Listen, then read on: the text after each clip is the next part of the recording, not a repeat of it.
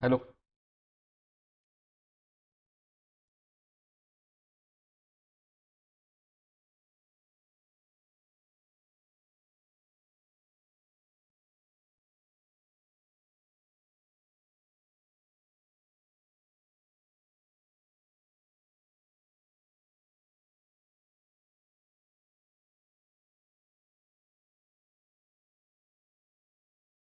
Okay.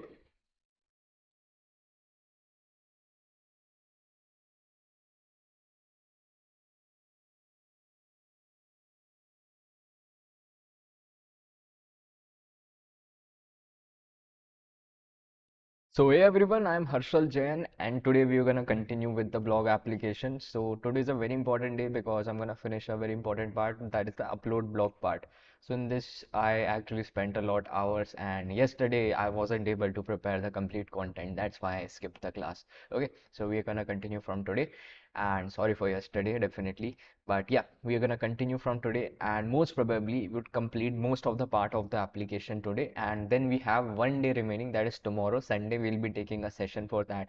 Okay, in that I'm gonna complete the remaining things like how to show blogs and categories, how to show categories and things like that. Okay, definitely some things might be not completed during this project because since we have limited time, but definitely we created all the APIs in the backend. If in future you feel that you have to add a feature, you can definitely add a feature, right? So guys, if you have any doubts, please ask me in the live chat, and if you haven't watched the previous videos, you can actually check out the Geeks for Geeks development channel. There you would find the complete playlist of MERN 3x. Okay, so you can check out the playlist, and the previous sessions are there, and the upcoming sessions are also scheduled there, right? So now let's continue.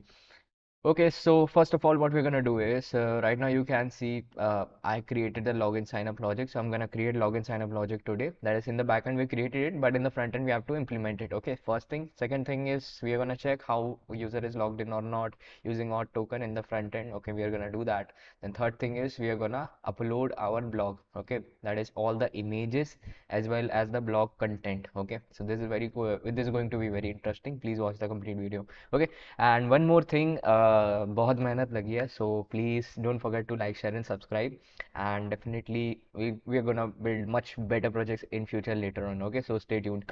And one more thing, if you want to like learn MERN stack, and if you're looking for a course that is paid course, so you can actually check out the description, or you can check the pinned comment in the live chat. You would find a link, and it's for a live course in MERN stack. So if you want to purchase, definitely you can, right? So now let's continue. And what I'm gonna do is, first of all, I'm gonna show you some changes which I made in the backend part so that you don't get confused. Okay, so let's open that.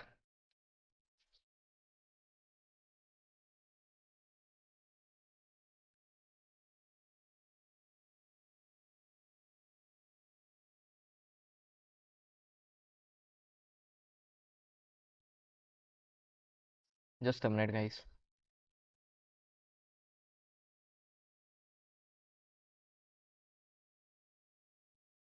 So guys, this was the project directory which we were working on. It had the front end as well as the backend, right? So first of all, I'll be showing you what's the change in my backend. Okay, so first of all, we are gonna do some tweaks. Okay, just very basic tweaks. First of all, let's go to index.js. Here I'm gonna create an API to get categories. Okay, in last video we missed out the categories. That is important to categorize the data. Yeah, delete block also to be fixed, and which I fixed today. So I'll just show you what's the problem there. Okay, and thanks Suleiman for informing. Okay, I almost forgot the delete part also. Okay, thanks. So here in index.js, I'm just gonna create a very basic API named as block categories, a very basic API. Okay, this is a very basic API that I'm creating in index.js, else you could have created a separate file for that also. Okay, so here what I'm gonna do is I'm just gonna say that I have decided some categories. Definitely you can create an admin panel, and admin can decide what are the categories, but since we have limited time, so I have just hard coded categories here, right? So here you can see we have categories that, or else you can save some categories in your database and you can get those categories. But for saving time, I've just pasted categories as it is. Okay, so I've just created a few categories names, and this will be sent to the front end. Whenever we are creating a blog, I would need categories to select, like options for selecting any category. So I'd be sending these categories as an option. Okay, then as a response, I would just simply say that send it as a response. Okay, this is great. And one more thing, guys, everything is fine here. After that, what you have to do is let's go to auth.js. Okay, auth.js. So here, I think we covered almost everything.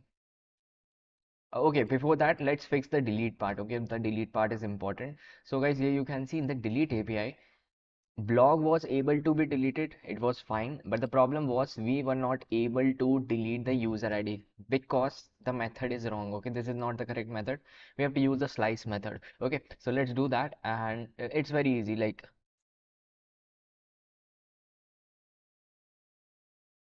it's actually splice method. I'm sorry, splice method. Okay, so for that, what we are going to do is here we were first of all checking that the user is available or not with the ID which we have as saved as an owner. Okay, I'm sorry, which we have gotten from the auth token. Okay, first of all, we are finding the user. Okay, if that user exists, now later on we are gonna remove that blog ID from that specific user's blog array. Okay, so for that, it's very simple. I'm just gonna remove this. Okay, I'm just gonna remove this. What you have to do is you just have to write it this way. So okay, so first of all, I'm gonna get the index of the specific blog which you want to delete. Okay, that is the ID of the blog. I just passed it, and then I got the index. Index can be, suppose the user previously had 10 blogs, and suppose I want to delete the blog which is at fifth index of the blogs array of the user. So I would get the fifth index, and then I'm gonna simply say that if it's not -1, -1 simply means that that blog ID doesn't exist in the blog array of user. Okay, if it's -1, that means that blog didn't exist. But if it's not -1, that means it's something zeroth index, first index, second index, third index, similarly fifth index. Okay, so I'm gonna simply say just remove the fifth index and rest everything is fine. Just save it. Okay, so that's what we are gonna do. I've just saved the data, and now what will happen if suppose I'm deleting the blog? First of all, it will be deleted from the uh, blogs collection. Then we will go to the users collection. Then we would go to the users collection. Inside the users collection, we are looking for that specific blog ID which the user has, and I'm deleting that blog ID from the blogs array of the user. Okay, that's what we did. Now we are just saving it. That's it. Okay, everything is fine. So this was for the delete part. And now guys, one thing which I think I must tell you all is basically there must always be a common method for sending a response. Okay, this is not the ideal way. So what I did was like if you are getting any kind of response, okay, if you're getting any kind of response, there must be something to know is this response is successful, this response is failed. Right now you can see we have different messages, but there are separate messages for each response. But how do you know that is it successful or it's not? Definitely you can see the status code. But I think I must pass one more parameter, that is okay true or okay false, something like that. So that's what we are gonna do in every response you're gonna follow this method so that everything is in, you can say, sync. That means whenever you just see in any response from the front end, if the front end guy sees okay false, that means response is not successful. If the front end guy sees okay true, then it's successful. So it's easier for the front end guy also, and also from here also we have some order. Okay, so that's what we are going to do. First of all, I'm just gonna create a response. Okay, create a response type. Okay, so first of all, let's go to author.js, right? And here right now we were actually, yes, let's start from here itself. So after test, we don't need any kind of logic here. Okay, so here you can see that I'm just creating a function which would return me this kind of data. Okay, that's it. Okay, so you definitely you can change different kind of responses, or what else can you do? Okay, instead of that also you can, it's just returning me an object. Okay, it's just returning me an object so that the method is proper. Okay, but instead of this you can directly pass the values in the response itself, but I've just created a separate function so that it's easy to it is easy to check. Okay, so now you can see, first of all, I'm going to create a function. I've created a function. Okay will be some value, message will be some value, then data will be some value. Okay, okay would contain true or false boolean value, message would be containing whatever message you have, like for example, blog didn't got uploaded, blog fetched successfully, things like that. And data would be the data which you want to send to the user. Okay, these three things can be inside this function, so it's easy for us to judge now. Okay, so now what I'm gonna do is I'm gonna simply say that, for example, we had the register API, right? We have send OTP API, register API, login API. Okay, these three APIs. So what I'm gonna do is, for every response, okay, for every response, I'm just gonna call the create response method. Okay, so I'm just gonna call this. This simply means okay is false, messages email already exists, but data is nothing. So it's easy, like a systematic order. That's what I did. Okay, so similarly we did for send OTP. I just copy pasted the code so that we save time. So you can see, similarly we did this for send OTP, and similarly we did this for login. Okay, so I would be definitely providing the source code. You don't need to worry about this. I've just changed the response, right? That's what we did here, and everything is fine, right? Rest everything is same. Similarly, you have to perform this for blog.js. Okay, so for blog.js we're gonna do the same, and after that we're gonna complete the. Okay, someone actually asked the that in last video. Okay, rs.header sent an error stack. Header sent would be, okay, let me just see. Okay, just a minute. I'll open the live chat here itself.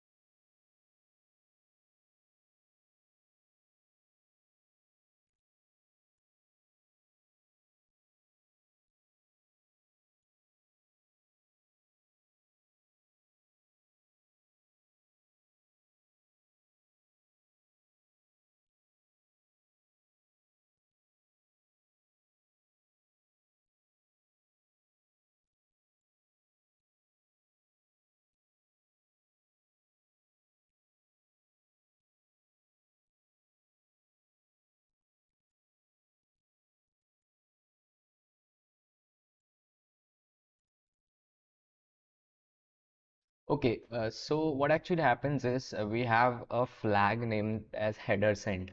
Okay, so in any kind of response, what actually happens is, when you are sending any header like content type application JSON, or in header you send multiple things. Okay, you can actually check Postman, and here we have headers. Okay, so you can set multiple things.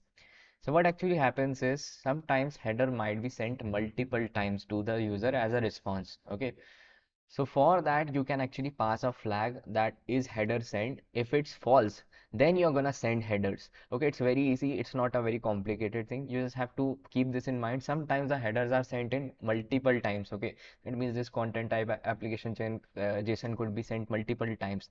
To avoid this, what we would do, we would simply pass a header. If it's not sent, then please send. Okay, if it's sent, then don't send again. It's very easy. Okay, similar to that we have error stack. Okay, so error stack would be actually something,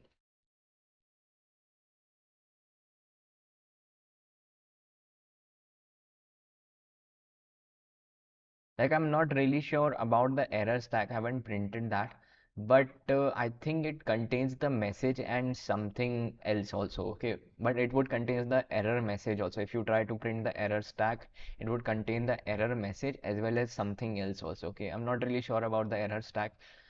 Just a minute. Okay, I'll just try to print the error stack. If we get error somewhere, okay, I'll see that what's error stack exactly. And I think I haven't used it specifically. We don't need error dot stack specifically for any kind of response. That's why. But let's see. Okay, we'll see that. All right. So here I'm gonna continue now. And what else we had was, similarly for the blog.js. Okay, so for the blog.js, we are gonna do the same. Okay, so in blogs, I'm first of all I'm gonna say that do the same for create a response. Okay, then about check ownership. Here you can see we had the normal responses. Instead of that, I'm gonna provide the create response method. Okay, In Google it shows stacking error. Let's just try to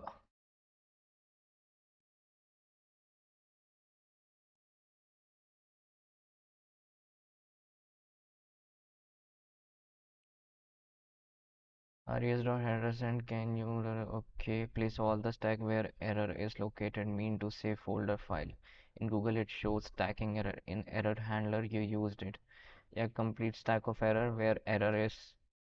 Error stack, okay, you can actually say yeah, complete stack of error, so it would be like multiple errors. Okay, error stack, and stack simply means multiples. Okay, that means stack is a stack of plates, stack of books, so it's like multiples. So you can say that stack of error is like where you see multiple errors. Let's see, we'll see. Okay,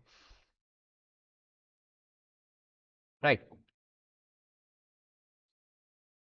Okay, so we just changed the check blog ownership.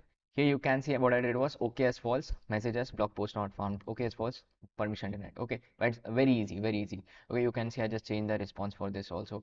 Okay, similarly, I'm gonna do this for everything. Okay, I'm just gonna do this for every response we have so that we save some time. Okay. So what we have is this post, get, put, delete. Okay, these were actually the four methods which we had, and then we also created the search method also. Okay, so these were all the methods I think we created. Okay, so yes.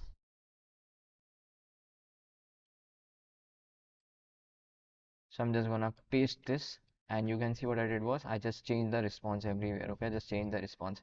Now what else you have to do is one more thing which we missed yesterday was the category field. Okay, so whenever you're creating a blog, please add category field also.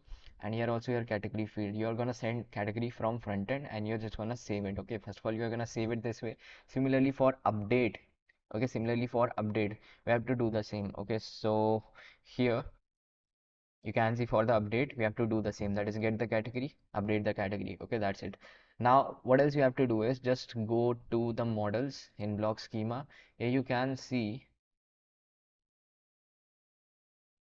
we have to add the category here. Okay, at category field here so that it can be identified. Okay, so in block schema I'm just gonna say that we have a category field which is of type string and it's required. Okay, you can change the required fields definitely, but yeah, these are the complete things which we are gonna have in the schema. Rest everything I think is same.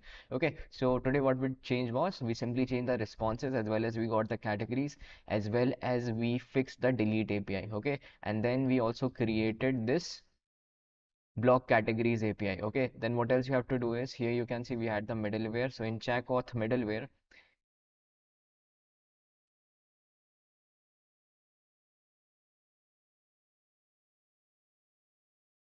since I think it's only one response, so I would directly give the response as message as this, okay as false. Okay, so it would directly take it. Else you can create the function, okay, error, I'm sorry, this function.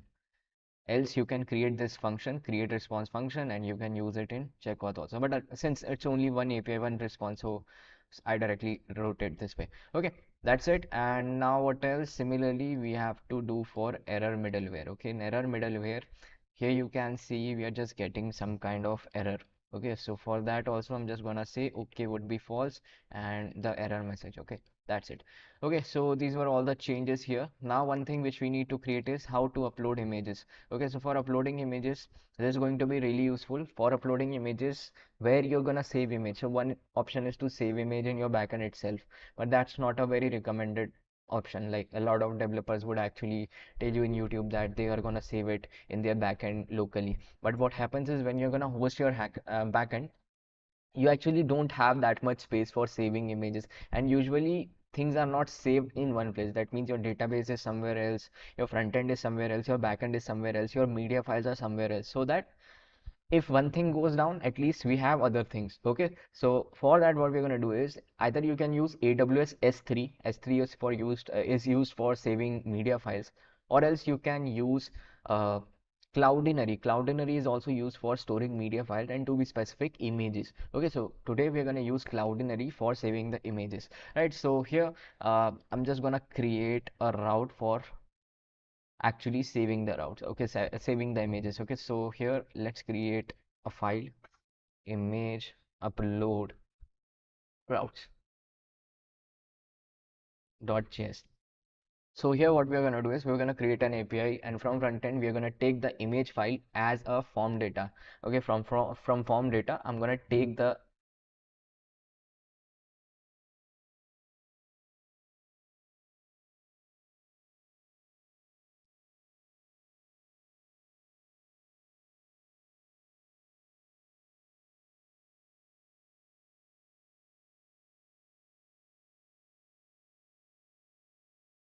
Let me just check what exactly is error dot stack. Okay.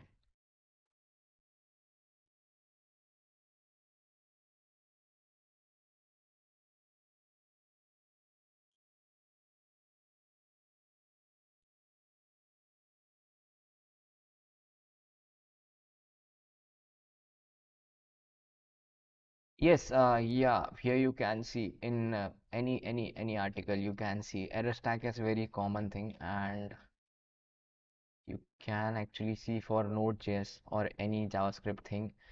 Um, okay, it's not showing here, but still you can read it from here. Error stack trace limit property specifies the number of stack frames collected by a stack trace. So what actually happens is you will get a stack of errors. Okay, it's like a multiple errors, then you can get multiple errors. And what you're asking is, tell me if I'm right. I think error stack is used to check if error is coming after stacking another error, but if it doesn't make, no, it's not like that. If you have multiple set of errors, it's a stack of errors. Let's check a few more articles also.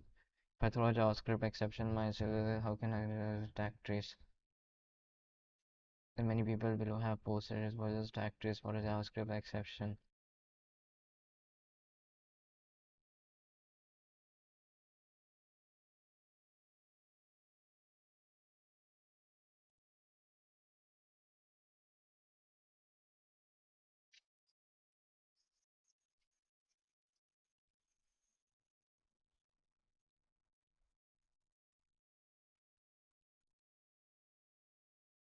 Yes, I think you are right actually, but it's like you'll get a complete stack of errors. Like you can see here, we have a complete stack of errors. Okay, this will generate. That means if you're trying to trace it, trace simply means get one by one. So you can see that it's a stack of errors. So I think error stack would simply mean that you have a complete set of errors.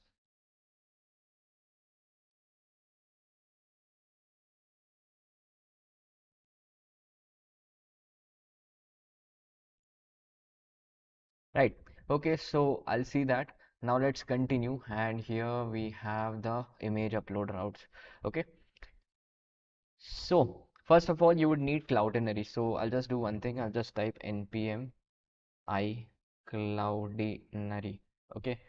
Cloudinary, and you would also need Multer. Okay, Multer is for saving the image temporarily. We will be saving the image temporarily in our backend. Then we'll be moving further to Cloudinary. Okay, saving the image to Cloudinary. Okay, but for getting that image temporarily in Multer, we have to use Multer. Okay, that means in your local backend. First of all, we'll get the image in our backend, then we'll be saving it to Cloudinary. So I'll just type npm I Multer. Okay, I hope you all have used Multer. All right. So here what do we have is, first of all, we're gonna use Express router, and then we are gonna use the .env config which we have been using. Now after this,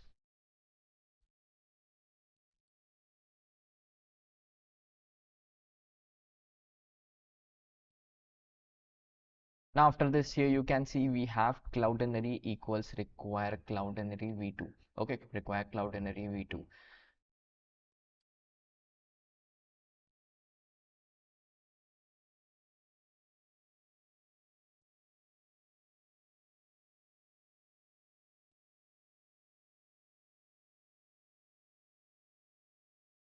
Okay, you are asking me to open this file. Okay, just wait for it. Yeah, I know here I have just taken this code from somewhere, so you can see error dot stack is printed. Just wait for this. It would print the complete error if we get an error. Okay, so I'll wait for it whenever I get middleware called, then we'll see if we have any error. Okay, I'll explain with that example. Okay.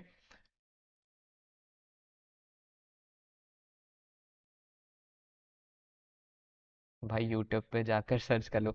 अरे ऐसा नहीं बोलो यार। At least he's asking his doubts. Okay, it's great. Right? We'll definitely cover this. Once I get this error, whenever we are hitting any API, we'll get this error definitely. Then we'll fix it. Okay, we'll fix that. Okay, just wait. So here I'm just gonna say that we have imported Cloudinary, and make sure you have Cloudinary here. Okay, make sure you have Cloudinary. Cloudinary, I have installed Cloudinary, but I don't get it because we are looking at. Oh guys, we did one mistake. We don't have to install it here. I'm sorry. You have to go inside the blog underscore backend. This is also YouTube, I think, right? Okay, so I just have to first of all go here cd blog underscore backend. Okay, and here I have to type npm I cloudinary and npm I multer. Okay, now we are at right place. Thank God we have checked. Okay, else I would have continued. You can see now we have multer and we also have cloudinary. That's it. That's what we need, right? And you can see Note 15 GFG playlist to learn most of these. Yes, yeah, you would definitely use that playlist. Thanks for the promotion. Right. So in image upload routes, rest of the things are multer and you're gonna use the user schema. Okay. Why user schema? Actually, we are not gonna use user schema. I'm sorry. We are not gonna use user schema. We are just gonna do one thing. User will upload an image and as a response user will get a image link. Okay, in the front end part we'll do that. Okay, I'm just gonna create a API here. It will receive an image and as a response it will give a URL, that is a cloud based URL, cloudinary. It would be uploaded in cloudinary and that URL will be received here. Okay, and rest is, we are also going to use a library named the sharp for compressing the image. So I'll just type npm I sharp. Sometimes the image might be very large, so like for example you try to upload 4K image and cloudinary is definitely free for low sized image, so for that I'm going to use sharp. Okay, so that will become easy for us. Now we are going to take some config from cloudinary. Okay, so I have some of the config, so I'll just paste my config here. Okay, so this is my config which I have taken from cloudinary. I'll just explain you in a while, but yeah, this is from cloudinary. Okay, don't worry about this, I've taken this from cloudinary. Okay, I'll just do that. I'll just do that. Okay, just a minute. Okay, here I just go to Cloudinary. Okay, and in Cloudinary also remove node modules. Yeah, you can also remove node modules from here. Accidentally we created it.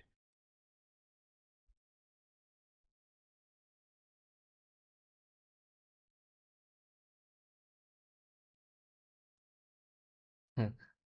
It asked me about delete 4 5 times. Okay, so here you can see we have Cloudinary. I'll just log in here and it's a very great website to save your image and get a URL from it.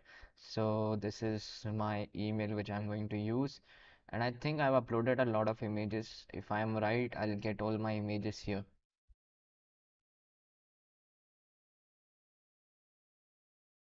Okay, I think that it might be some other ID, but now you know. Okay, so here I think I have to go to settings, and what do we need is here you can see first of all this is the environment, right?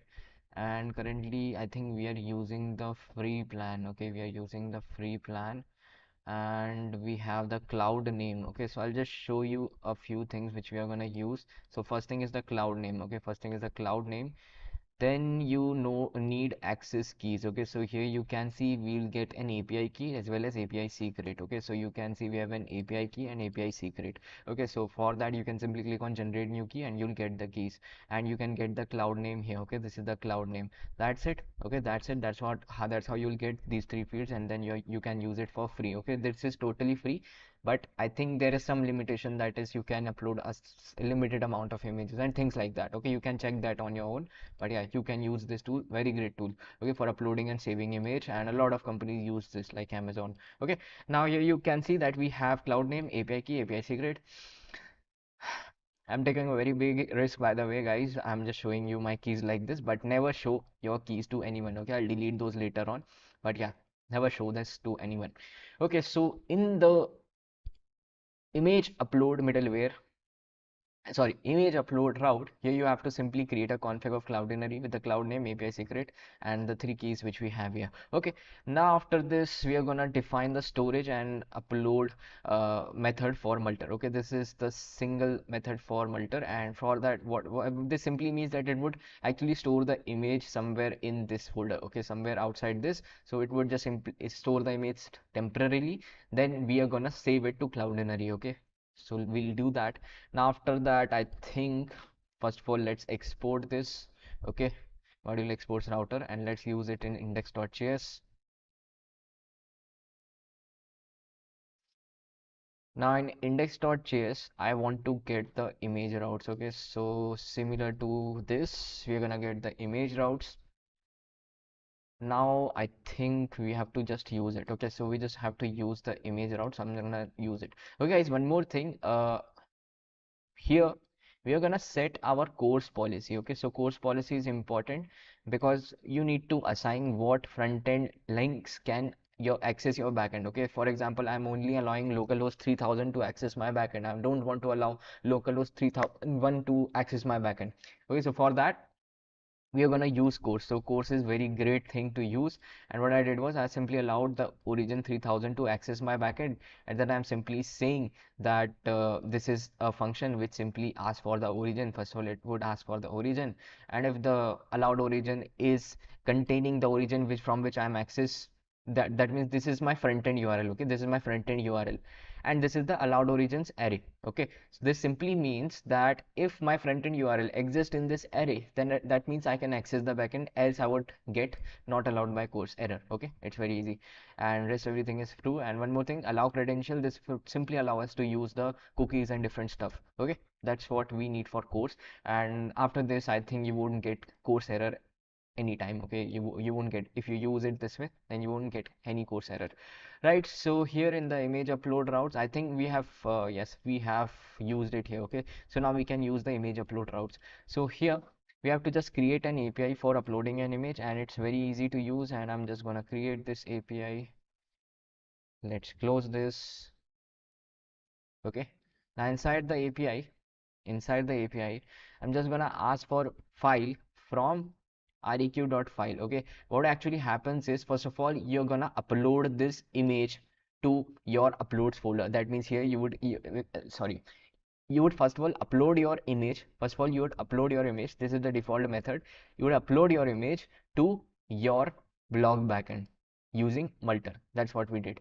After that, automatically here, suppose we were creating a middleware for checkauth, you can see what we did here was, we simply decided the username in req.userid and we sent further. Okay, similarly this is also a middleware. Okay, inbuilt middleware, you don't need to worry about this. It's automatically creating an req.file and sending it to the next. Okay, that means this is the thing coming from the multer. Okay, from the upload part. Now after this you have the file, you have saved your file temporarily to your storage, and then you are getting this here. Okay, now what you have to do is, if file doesn't exist, you're gonna say no image provided. Okay, but if file exists, then first of all you are gonna pass the file buffer. Okay, file would be containing separate fields, but first thing is buffer is actually image is converted into uh, format. Okay, bits format. Okay, so that it's easier to understand by the machine. Okay, you don't have different kind of methods to use it. You just have one method, that is convert image to buffer, and then later on you can upload it. Okay, that's how images are uploaded. So that's what we did. First of all, we uploaded our image to our local storage. Then after that we got an object. Okay, what actually happens is, from front end you are just uploading a media. Okay, this is a proper media, proper image. When backend receives it, it would convert that media into small buffer. Okay, buffer is like bytes. Okay, that means you can say, I'm sorry, bits. Okay, so you can simply say that it would be bits understandable only by machine, and you would be saving your image as bits. Okay, so that's what happens here in buffer, and we just created the buffer and we just called the buffer. And sharp, what does sharp do? Sharp is actually used for decreasing the size. Okay, for example, decreasing or increasing the size. Okay, if you increase the size, definitely there are some consequences, but for decreasing the size, I'm gonna use dot resize width 800. This would simply, suppose someone has uploaded the image in 4K. The image is about 50 MB, okay, 50 MB, but Cloudinary won't support that big image, or you don't want such huge images to be stored. That's what Instagram does. Okay, suppose you upload an image from Instagram using Android. I'm not talking about iPhone, but if you want to upload an image to Instagram, you see that your upload quality decreases. Okay, your upload quality decreases. That's happened because the file sizes decrease when you upload anything. Okay, similar happens with different things like Google Drive or different kind of things which you use. Okay, what happens is file is first of all compressed, then saved somewhere. Okay, so first of all we have compressed it, then we are gonna save it to Cloudinary. Okay, so we're just gonna say that after this we have a method named as toBuffer. Okay, if everything is done, okay, if everything is done, you're just gonna call toBuffer. We have different kind of things here also in Cloudinary also, and in Sharp also. You can also use Cloudinary to resize the image, but I'm using an external library, so it's easy for us. Instead of Cloudinary, if you're using AWS, you don't face any issues. Okay, that's why I'm using Sharp here separately, right? So now here we have an option, either you can use Cloudinary or AWS or any service to save the image. Okay, if we increase the size, would it affect the quality? Yes, it would definitely. No, it's not like, suppose we have a 2K image. If I increase the width to 4K, what would happen? Image फट जाएगी. Okay, that's what happens. Okay, so it's like your normal computer. If in your computer you try to increase the image size, so that it would actually, like, image फट जाएगी. Okay, that's what we call in Hindi. So image फट जाएगी, that means the quality would definitely decrease. But if you decrease the size of image, the quality would be same, size would be decreased. So that's better to decrease the size, and we don't need 4K images, right? Why do we need 4K images? Okay, maybe there was more pixels. Yes, definitely. That's what actually happened is, when I was working on this project, when I tried to upload the image, okay, when I tried to upload the image, I simply got an error that file limit is 10 MB for uploading an image. Okay, Cloudinary has an image size limit of 10 MB. So my goal was to decrease the size of image in storage terms. So for that, you have to decrease the width and height of the image. You can just go with the width, so that height is automatically decreased according to that. So my goal was to just decrease the size of image in terms of storage. You can follow it anyway. If you have other method for decreasing the size of image in terms of storage, definitely you can. I simply decrease the size by decreasing the width. Okay, so that's what I followed here. Maybe there was some more pixels. Yeah, definitely. I think there might be some decrease and increase in pixels. I'm not that much familiar with the image part, but yeah, I just wanted to decrease the size in terms of storage. So for that, I decrease the width, and it would automatically decrease the size in terms of storage. Okay, because Cloudinary won't allow me to upload bigger images because we are using free plan. Okay, so right, so if you are getting an error, you're simply gonna send that error. Okay, you're simply gonna send that error. But if you everything is fine, you're just gonna call a method inside Cloudinary, that is upload stream. Okay, upload stream method, and at the end you're just gonna return the data. Okay,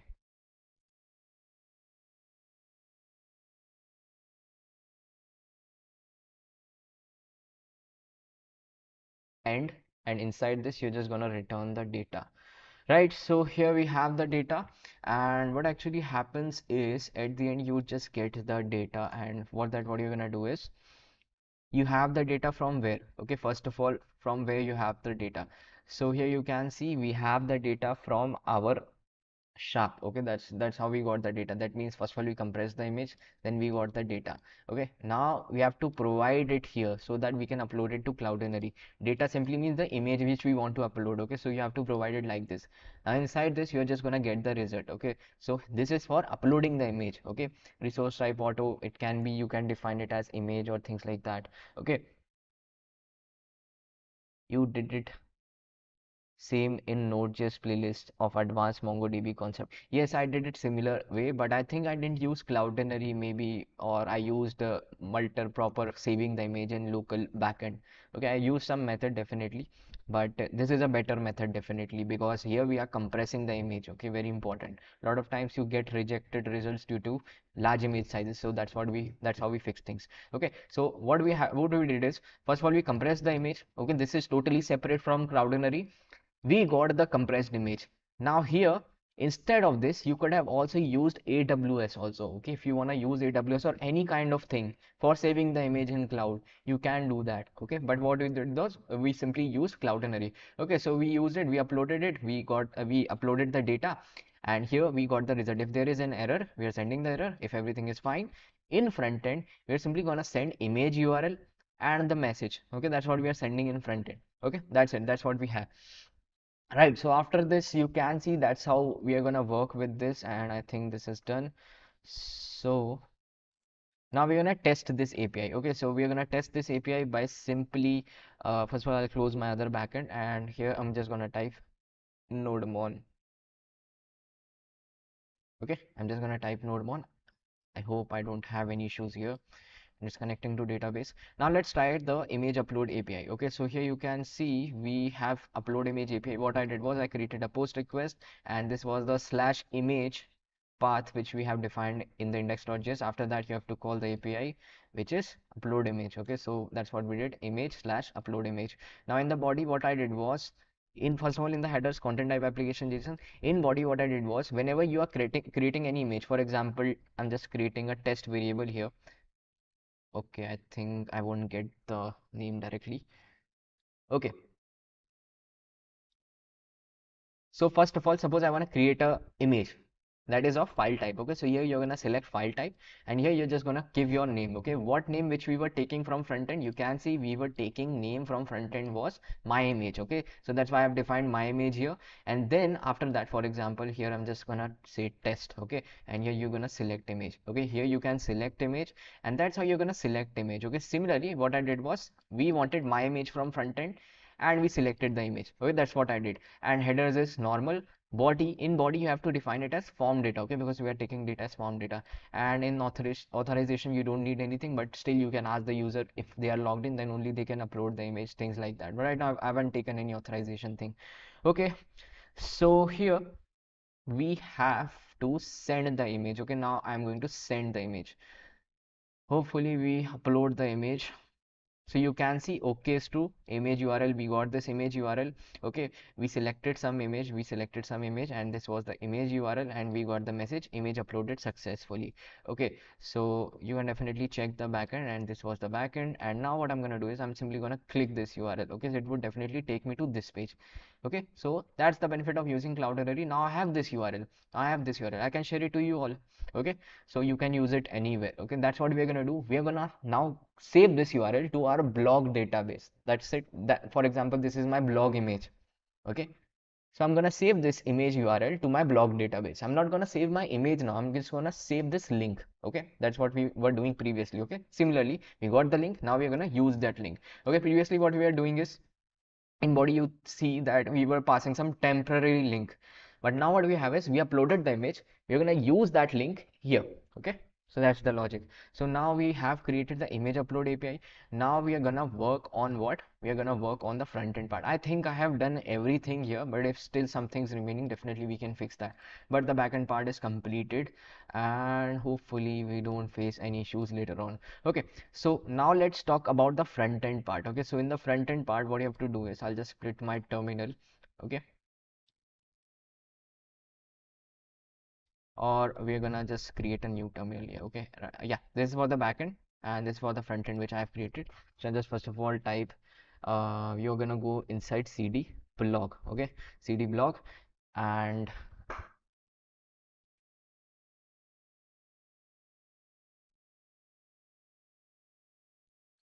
okay guys, so now what we're gonna do is we're gonna simply type npm run dev. Hopefully it works also.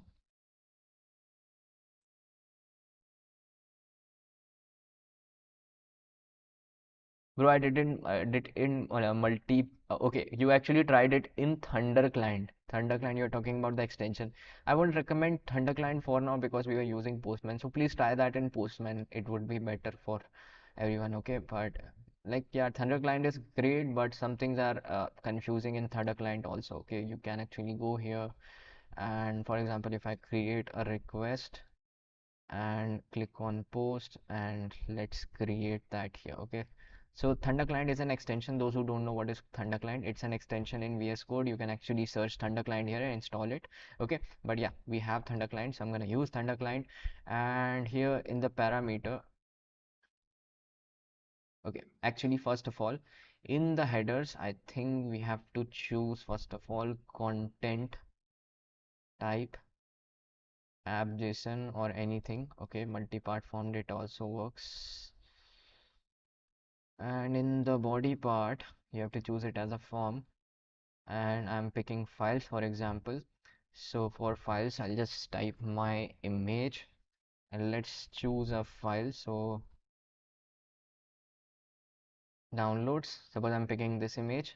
So I'll just click on send. Yes, also I'm also getting some error here. Okay, unexpected token at JSON, this. I think I have to also define. I think everything is fine, but there might be some issue with the Thunder client. So I won't recommend this. So instead of that, you can use Postman directly. It would be better. Okay. Right. So now what we are gonna do is this is the backend part. Let's jump to the front end part now. Okay, so here we see that I have opened my front end. You can see this is my front end. So let's talk about the front end part. Okay, this is the front end part. So first of all, we are gonna work on login sign up logic. Then we are gonna complete rest of the other pages. Okay, so let's go there.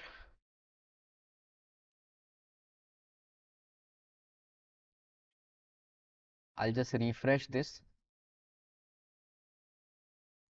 And you can see this was the previous day's application. Now we're gonna first of all work on the login part. Okay, so let's type. Actually, guys, first of all, I would say first of all do one thing. In SRC, we did one mistake. Okay, you never create a separate folder here. Okay, it's not recommended.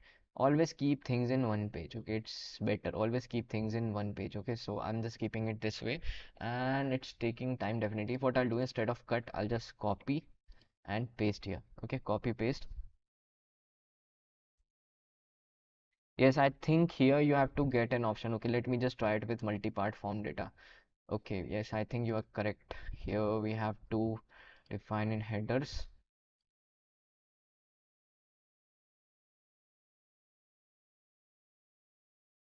Why am I not getting a suggestion here?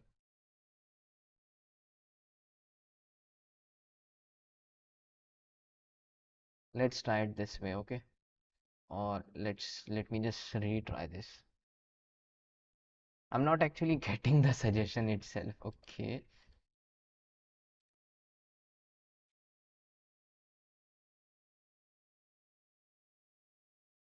content type, and let's say multi-part slash form dash data. In Postman, I think we didn't need to provide it this way, but anyways, multi-part form data. For now, try to click on send. Anyways, it didn't take multi-part boundary not found. Okay, it didn't take it. I don't know what's exactly the problem. Still, I won't suggest you to use Thunder Client for now for the image part, because in files, definitely a lot of times I have faced problems in Thunder Client. Okay, so you can use Postman for that. Okay, so here we had the inside app. You can see we just pasted the auth folder inside the pages folder. Okay, so I'm just going to delete it from here. Continue, and it asks me for the fourth, fifth time. Yes. Okay, now it's deleted. So now we have actually like this way. Okay, so the route of the auth is now changed. So if I want to access the route of auth, I simply say pages slash auth slash sign in. Okay, slash sign in. Okay, what happened to the style? Okay, actually, I think we have to check out the style also. There might be some issue with the styles, but rest everything is fine. So you are getting the sign in page, right? So I'll try to fix the style also. So in auth we have auth.css. Okay, we had auth.css, but the problem here was if I talk about sign in. Okay, that's what the problem is. You have to change the styles from here also. Okay, so for that what you can do is you can simply change the path to something else. Okay, so we were actually using,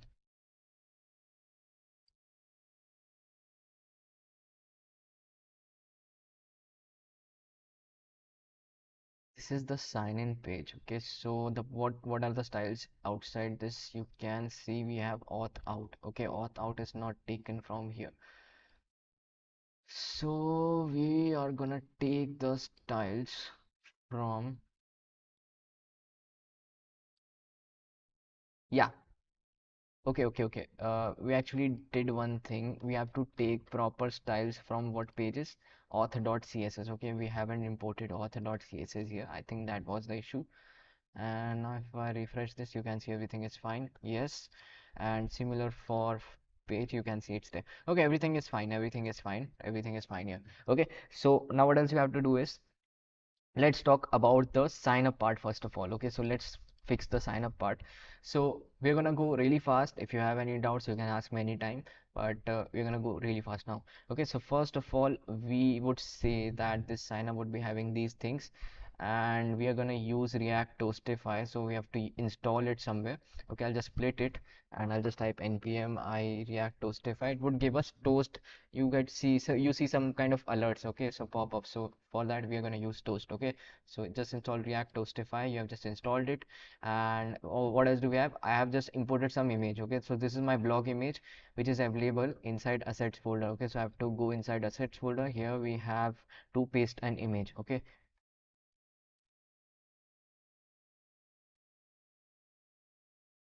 so guys, here I'm just gonna paste an image, that is blog.png, and here that's the image which we are gonna show inside the left side. Okay, in the left side we are gonna show this image, right? So now in sign in part, what we are gonna do is, first of all, let me just complete the form part of sign in. Okay, let me just complete that.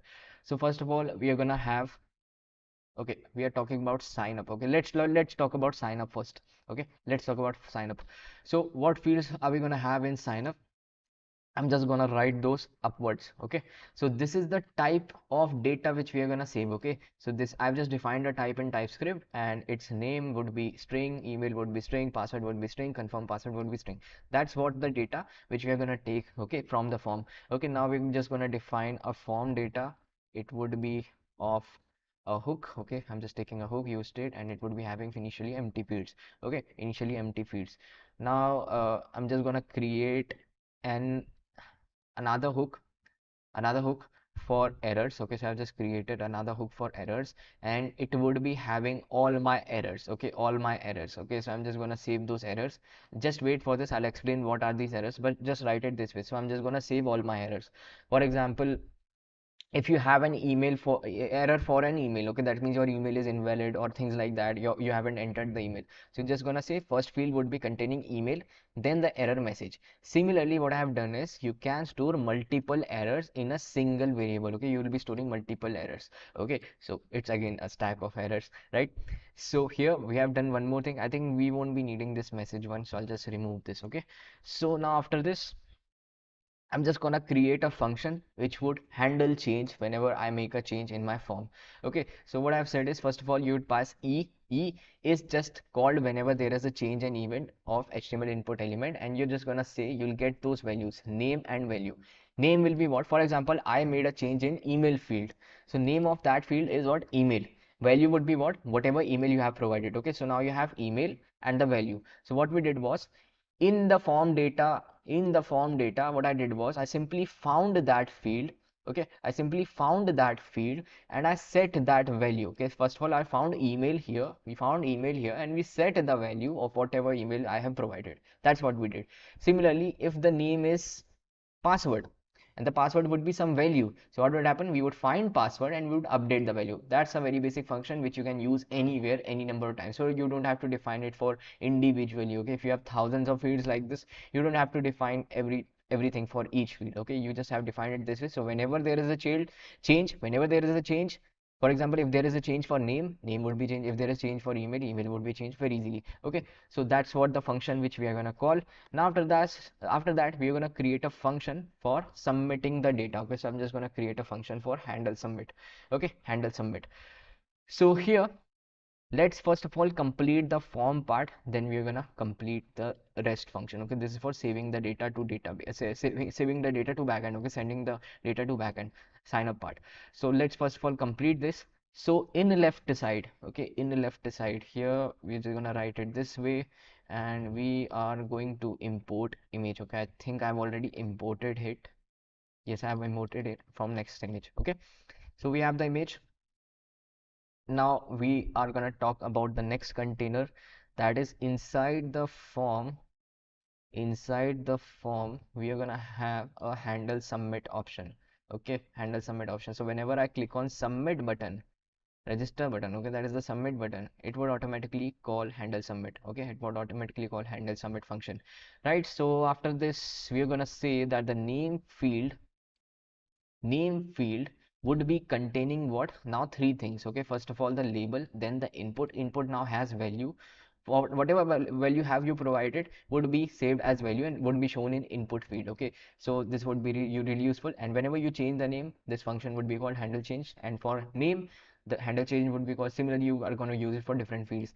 Now you have errors.name. So I told you we're gonna save errors in an array format. That means error can't be actually only one.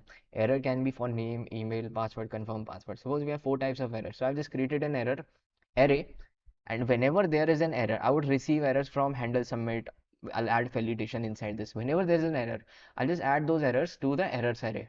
Okay, then I'm simply asking that if I have any error for the name field, if there is an error, just show that error. Okay, so I've just asked for the field. Okay, this is the name field. Okay, what I told you was we'll be having a field and a value. So this would be field of name and the errors message. Okay, so it would be name, and message can be please enter complete name. Okay, similarly for email, this would be the field for email, and the message can be please enter valid email, things like that. Okay, so that's what we have for this. Okay, similarly we're gonna do it for email password.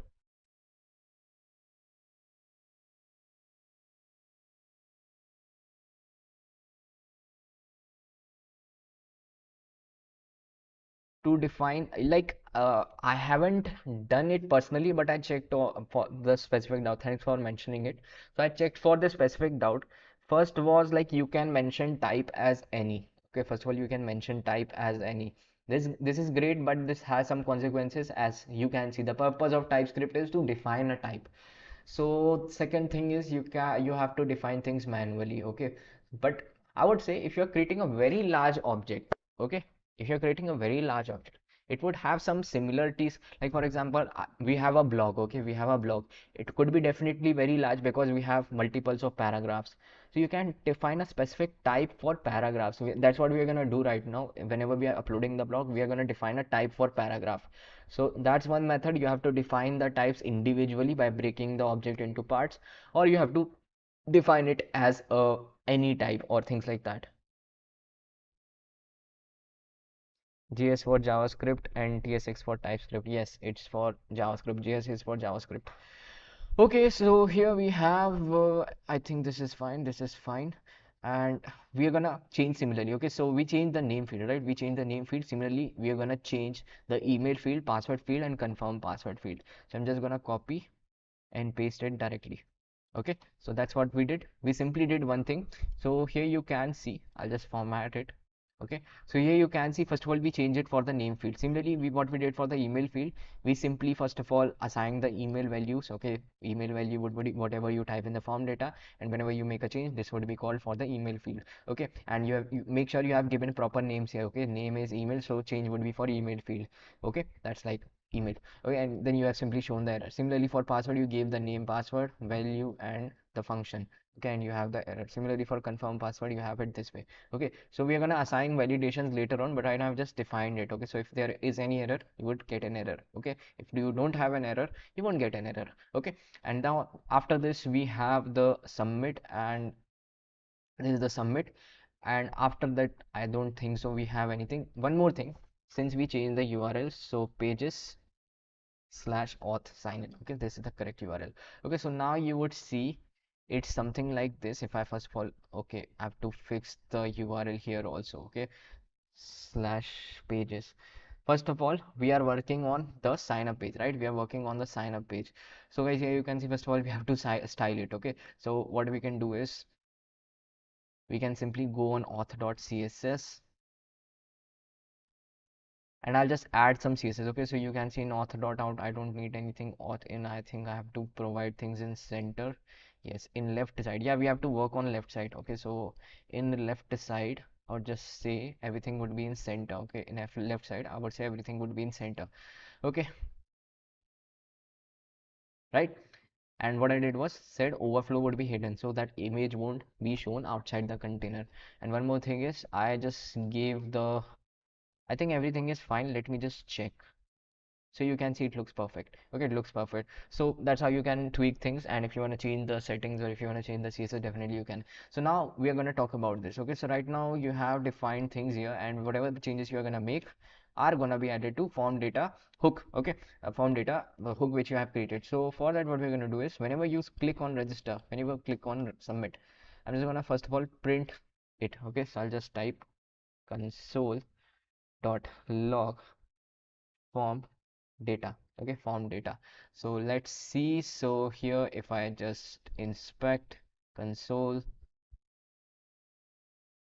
and console, okay, let's say that you have typed something. Okay, don't worry about the styling since we haven't made it responsive. So you can see, okay, first thing you can see the data refreshes. Okay, so we have to fix that by simply typing e.prevent default. Okay,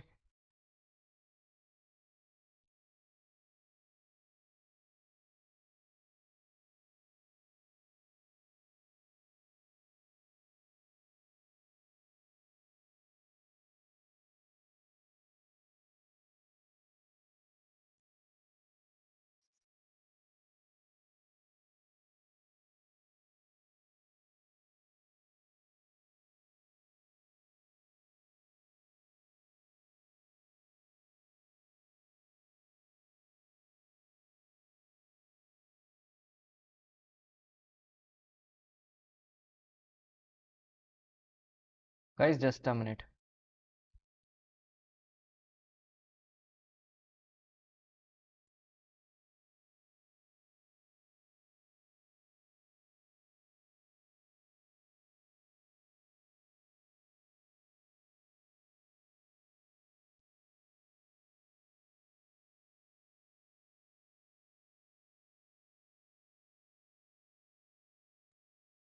Okay, we have a doubt here. One doubt, what's the difference between on change register and on change register? Okay, so the first thing which you have mentioned is actually calling an arrow function. It simply means that automatically it won't be called. Okay, so when you don't want to, yes, actually the first one simply means that register function won't be called automatically. Okay, and second one means register function would be called automatically. Okay, it's like that. And guys, definitely if you don't find things on Google or on Chat GPT, definitely you can ask. But these doubts are very basic. You would find this easily on Chat GPT or anywhere you can search these doubts. Okay, right. So what we did was we tried to print the form data, but the problem was we were getting blank fields. Blank fields come because we are trying to submit the data. So whenever you submit the data, automatically fields go away. So you have to pass a method here, that is e.prevent default. Okay, so now let's try to get some data. Okay, I'll just try to get some data, and you can see I'm getting the data here. Okay, confirm password, email name, password. Okay, so we have all the fields. Now what we are going to do is we are going to first of all say some validation errors. Okay, so here I'm just going to pass some basic errors. Okay, some basic errors. For example, I'll just say that if you didn't provide email, you'll give this error. If you don't provide password, you'll give this error. Okay, so I'm just first of all creating a temporary string of array here. Okay, array of string here, sorry. It's a very basic temporary array here. Okay, then what we are going to do, first of all we are going to collect every error inside this, then we are going to save this inside what, inside the errors array. Okay, that's what we are going to do. First of all we are collecting all the errors. Here you can add all the errors you like. I'm just giving you example that if email is not there, you can save this error. If password is not there, you can save this error, right? Now after this, one more thing, you can see we have provided the key and value. This is the key, this is the value. Okay, that's the logic for string comma string. Okay, Now after this, one more thing, if the length is greater than 0, if the validation errors, first of all, I just collected all my errors, okay? If there is any error, I would collect all the errors. Now after this, I would just ask that if this array is greater than 0, that means if it has some items, then just save it inside the errors array. That's what we did here, okay? Now if there are errors, I would just directly type return. Return simply means it would exit the handle submit, okay? Let's see, okay? For example, if I refresh and if I click on submit, you can see I have something, okay? I have something, I have some problem. You can see we have email is required, password is required, okay? So what we're gonna do is we're gonna write style for error also.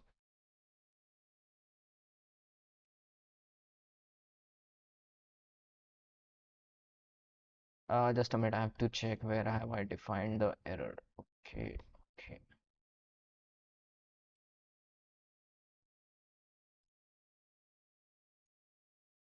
Just a minute, I have to write some style for error also. I'll just write the style directly. I have given the error class name as form error, right? Form error.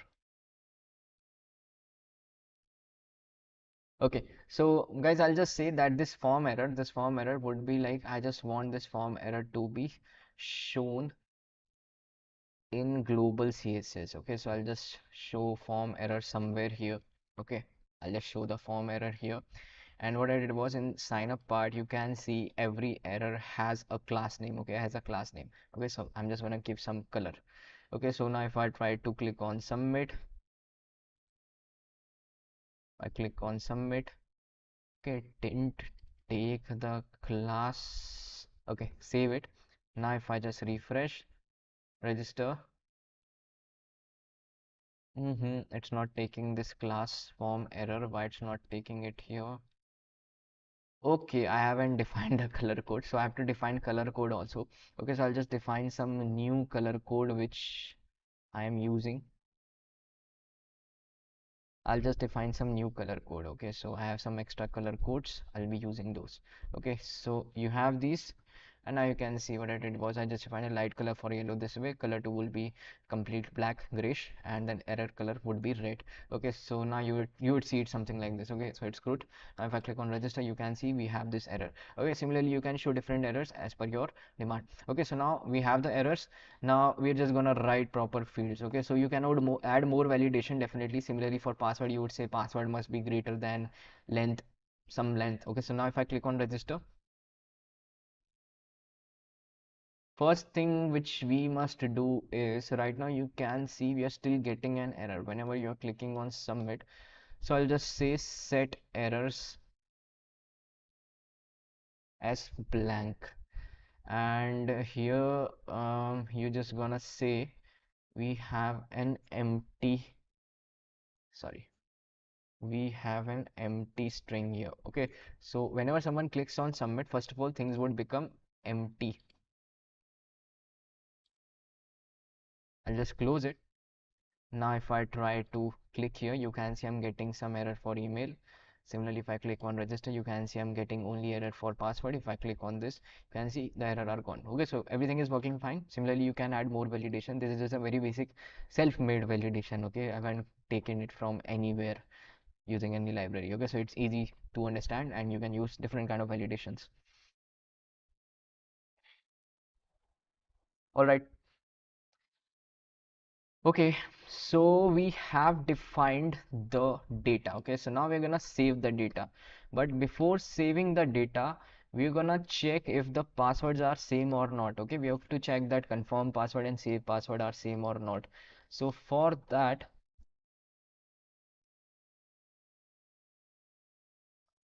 here here you can see we are asking for password.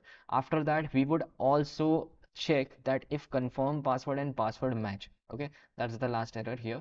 If they don't match, then it would be an error. Okay, rest everything is fine. Now after that, you can add one more validation like email must be of this format, that means at the rate, must be containing at the rate, must be of this length, things like that. For email also you can add different validations. I'm not talking about that right now, but yeah, this is the logic for adding validations. Now I'm just gonna call my register API. Okay, so in env you can see what I did was I just have to create one variable. Okay, sorry, in the env of my front end, okay, not in the back end. I have to look into env of my front end. Okay, so right now you can see we don't have any env file here, or we don't have any env file here, so we have to actually create an env file in the front end. So for that we have default settings, and you just have to do one thing. You just have to call it this way, dot env dot local.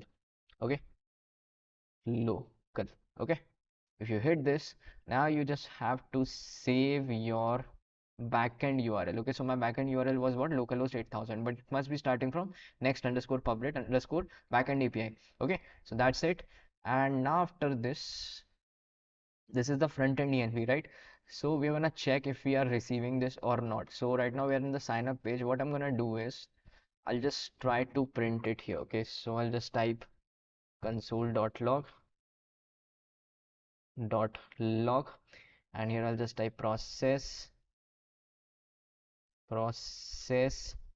dot env dot, you have to call this env variable. Okay, I'll just try to print this so that we can check if we are having it or not.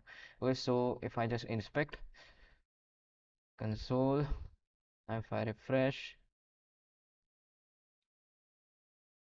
okay, first of all complete this. I think I'm not getting it because I have to close and restart. Okay, so I'll just restart this process.env. Okay, I'll just try to restart the restart things here. Okay, let's try to register again, and I'm getting it started. Okay,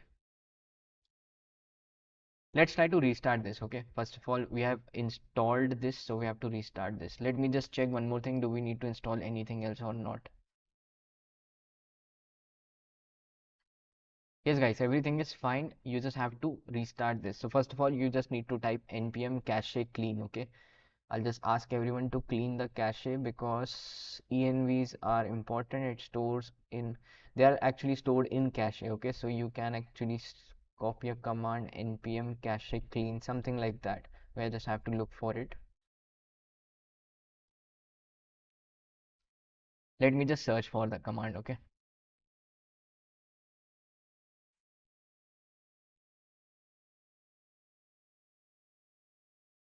npm cache clean force. Okay, it's cache clean force. Okay, so you just have to type this command so that it would clean the cache first of all, then I would just save it, then I would restart it. Okay, let's restart npm run def. Okay, hopefully it works, and I'm just trying to print this.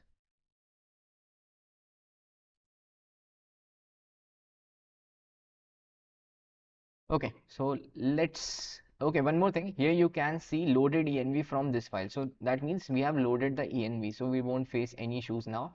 So for example, if I just refresh this page first of all, and it would take definitely some time. Yes, that's it. And now if I try to first of all click on register, you can see I'm getting this link. Okay, so this is my backend URL. Okay, so that's how we import env, and env is working perfectly. Okay, so now we are just gonna say that if we have any validation error, okay, if we have any validation error, we are gonna show those errors. Okay, so for that,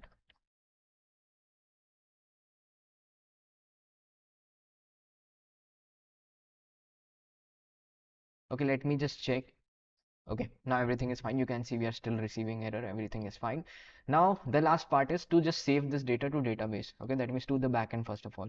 So I'll just call an API for register. We have an API named as register, right? Slash register. In the backend, you can check that API. So I'm just gonna call that API by using fetch. By just using fetch. So here what I'm saying is I'm just calling this localhost 8000, then slash hot slash register. Then the method is post content type application JSON and the form data as body. Okay, that's what we are doing in Postman also. Okay, whenever you are making a login request or any request, we are sending data in body to the backend. Okay, that's what we did. Okay, we are just sending the data.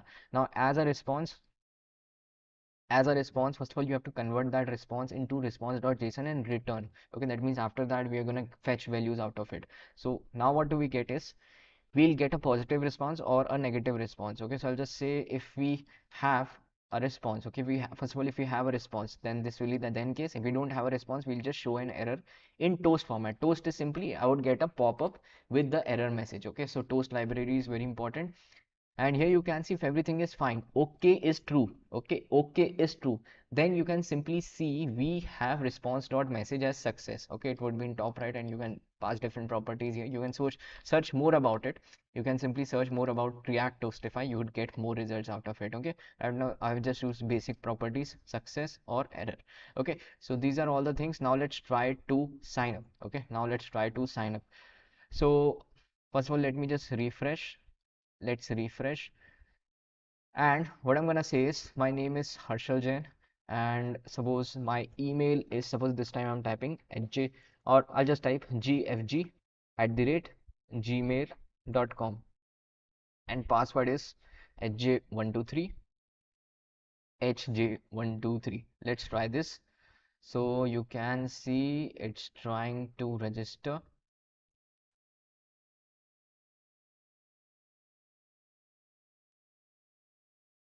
Just a minute. Okay, it's checking the form data. It's trying to fetch this API. Okay, this API is trying to fetch. If I click on register, I'm not getting anything. Okay. One thing which one problem happened here is, first of all, guys, you have to do one thing. Let me just show you how you can define toast outside. First of all, you are using toast, right? You are using toast, but you have to define toast container somewhere outside. So just go to layout.tsx and just show toast container below the children. Okay, just do it this way. And what I also did, one thing, I just changed the title and description, and rest one more thing is I've just imported the CSS library of React Toastify, and then this. Okay, now I hope it works properly. Okay, so now you can see, yeah, user registered successfully. Since we tried to click on register again, so it gave me an error. So if I click on register, you can see I'm getting error, email already exists. So right now my APIs are working perfectly. You can check the backend as well as the front end. Now let's talk about this login page. Okay, so if everything is fine, you are registered successfully. So one thing which you can say is, after the sign up part, you can see everything is fine. If everyone is registered successfully, okay, you're just gonna say that these fields would become empty. So I'll just copy this. If the user is registered successfully, or if there is any error message, okay, here I'm just gonna say, here I'm just gonna say set form data. Inside this, you're just gonna save your object. Okay, that means I'm just gonna make my fields empty. So right now if I click on register, you can see email already exists, but if I try to add one more another email, if I click on register, you can see everything is fine, user registered successfully, although you can check the database to get the same things. Okay, so now user has registered successfully. Either you can redirect the user directly from here to login page, or I can click to login, so it would take me to login page. Now let's talk about the login page. Very similar to sign in page. First of all, let's change this to slash pages. Okay, slash pages or sign up. Now after this, we're gonna create the similar functions here. So in sign in, what we are gonna do is, first of all, we are gonna define a type for form data. You can see we're going to define a type for form data. And one more thing, we're going to use a package here named as cookie pack. Actually, we don't need this package, just remove this. Okay, just remove this, we don't need this. Okay, so we have just defined a type of form data for email and password. Okay, and then we're gonna take a hook for form data, email and password. Now we are gonna create an array for what? For errors. Okay, for storing errors. Similar, very same. Okay, now we're gonna just make handle change here, similar to the sign up page. Okay, now after this, we are gonna create a function named as handle submit. Okay, that's it. And now after this, first of all, I would ask for, sir, after this, at the end of the session, can you please explain what were the short for React? I don't find any place to use it. Redux toolkit. I haven't used Redux toolkit. I have used Redux. Okay, so Redux is basically, I'm not really sure I'm giving the correct answer for Redux toolkit. But if you wanna use Redux, okay, let's talk about Redux. Redux is something, if you want to save your data, like for example, I'm logging in. Okay, I'm logging in. So for example, I'm logging with some user, so I will get some user data in response, like in the same login page. So again, suppose I'm visiting the profile page. I would need those details to show in profile page. Suppose if I visit a checkout page of some e-commerce website, I would need those data to show in checkout page. So you can see I have to call that data again and again from an API. So instead of that, I would be storing that API temporarily until you close the tab. Temporarily you would be storing that data somewhere in a global variable. That's what we are going to use it for, Redux. Okay, that's what Redux is used for. Right now we are not using Redux, but yeah, the purpose of Redux is for it. Definitely if we get a chance in upcoming projects, we are going to use Redux and Redux toolkit. Let me just search more about Redux toolkit, specifically in terms of Next.js also. Okay, handle submit. So before continuing with this, okay, actually, first of all, let me define prevent default here, and then I would define my validation errors here. If I have any validation errors, I'll just send the validation errors. Okay, if I have any validation errors, I'll just show the validation errors. Now, if everything is fine. Right, first of all, let's complete this form also. Okay, so inside this form, I would do the similar method which I did for previous one. Okay, so inside the form, okay, again I have to change this pages. What I did was I simply passed the handle change to email field as well as to the password field, and on submit this would be called very same. Okay, and the errors would be shown similarly in the login page. Okay, and here you can simply type login instead, right?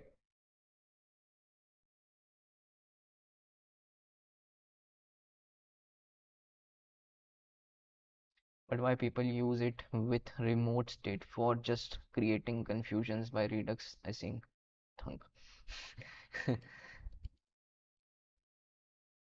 Actually, I would prefer the easiest way you can transfer variables from one page to another is using local storage. Very easy method. If you don't want to create global variables, if you are lazy enough like me, you can just create local storage. You can use local storage, which is a very great tool. But it would save things in your local storage. So before ending the session, you have to clear the local storage also.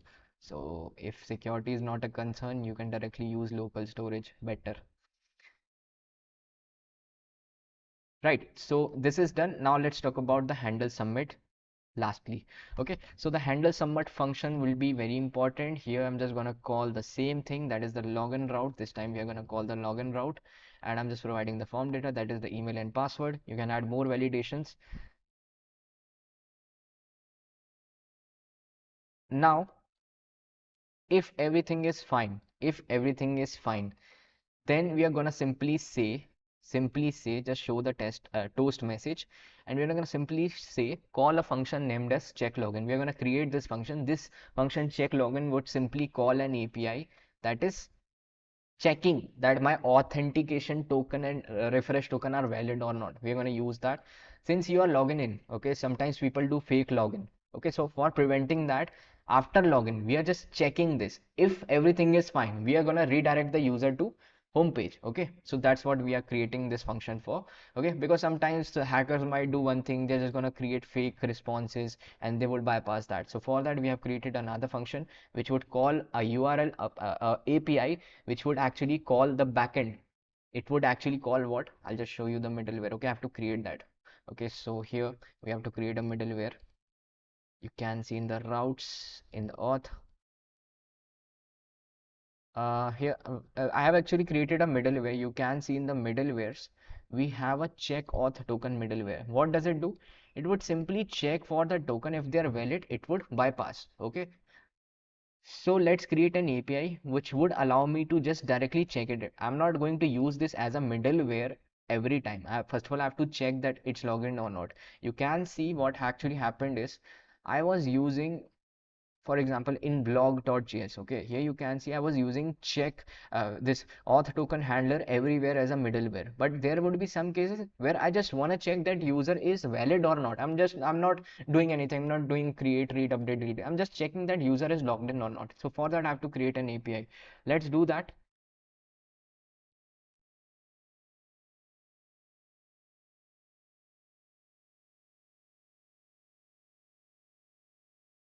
Okay, so for that what we're going to do is let's go to which page, auth.js. Here we have below error handler because we don't need any kind of error handler for this. if everything is fine, I'm just calling this function, I'm just calling this API known as check login. It's calling a middleware auth token handler.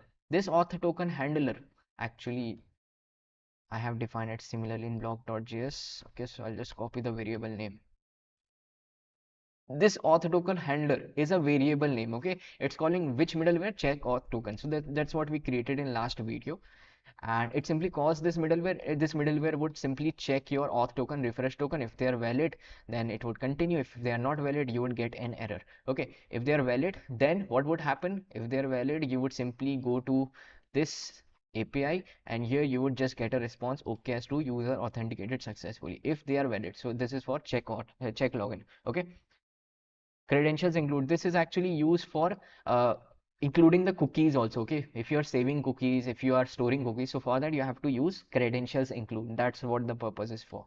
Okay, if you directly use the fetch method, you won't be able to use the cookies. Okay, that's why I've used credentials include. So check login API created, save this. Now we're going to use that API in front end. Okay, so we have to fix this. Okay, we have to fix this, right? So let's go back to the blog, and in app, in pages, in auth, in sign in page.tsx, you can see we have to create the check login function. Okay, so check login function would be used again and again. Either you can store it in some separate file or do whatever you want, but I'm just gonna create check login here itself. So this check login function, my friend, is very important. We're gonna use it again and again. Okay, so I've created a check login function. It would simply fetch this check login API which we created just now, right? We created this, it's a get method, and credentials include. That means we are gonna pass cookies. Okay, whatever cookies do we have after login, we have some cookies, right? We have authentication token, refresh token, they are the cookies. Okay, so you can see here also I provided credentials as include. That means we would be getting and sending cookies due to this. Okay, so we are able to send cookies since we are providing this, so we'll send cookie to this API, and this API would definitely check cookies by calling the middleware. Okay, so now after this, as a response, you would be just converting this to JSON, and then if response is okay, I'll just send the user to which page? To home page. Okay, so I'll just say that if response is okay, I'm just sending the user to home page. Okay, but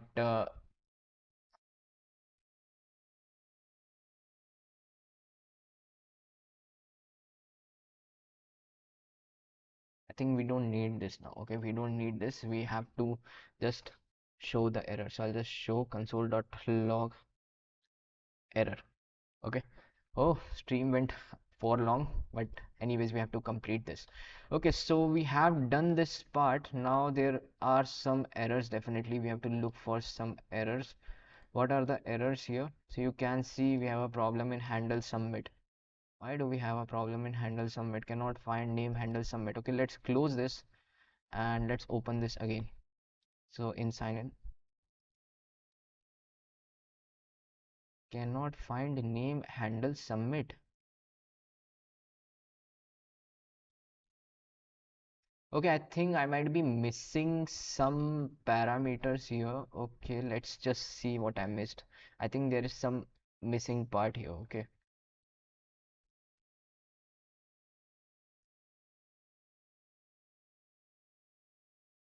I missed some bracket or something. Okay, now I think it would be fine. Yeah, now it's fine. Now it's fine. I just changed the bracket. Okay, so here you can see everything is fine. That's how login would work. So now let's try to work with the login. Okay, so this is, you can see login page. So one more thing, in the left side you have to show some image, right? So in the left side I would just show some image is imported from next images, and rest everything is fine. So you would see we have an image. Now let's try to log in. So this was my email, this was my password. So I would just provide some wrong password, 1 2 3 4. So you can see if I click on login, the problem here is, I think check login is called unexpected token. Okay,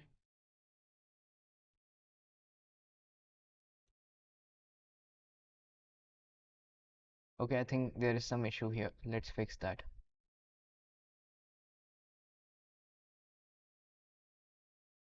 First of all, refresh. Let's type HJ12. Now you can see I might get some error here. Why it's not starting?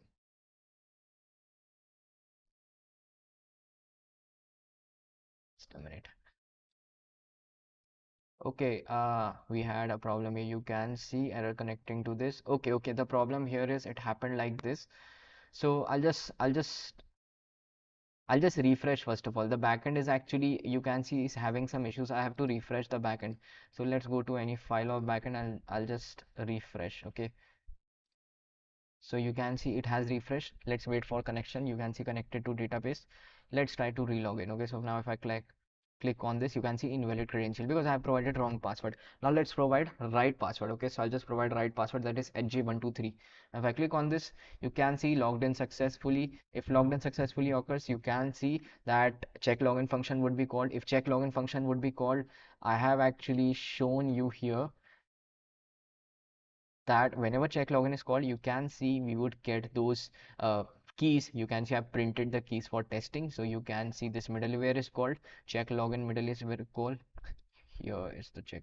Yes, you can see I'm just printing the auth token. Similarly, I would be getting the refresh token also. Okay, so that means everything is working fine and we are verifying the user properly. Now, if user is verified, everything is fine. Okay, so now one more thing we need to change is the navigation bar. So let's talk about the navigation bar. It's easy, but yeah, you have to check if user is not logged in. That means we'll be calling the check login function. If the user is not logged in, we will show login sign up buttons. If the user is already logged in, we are gonna show logout button. Okay, so that's what we're gonna do in navbar. Let's go to navbar.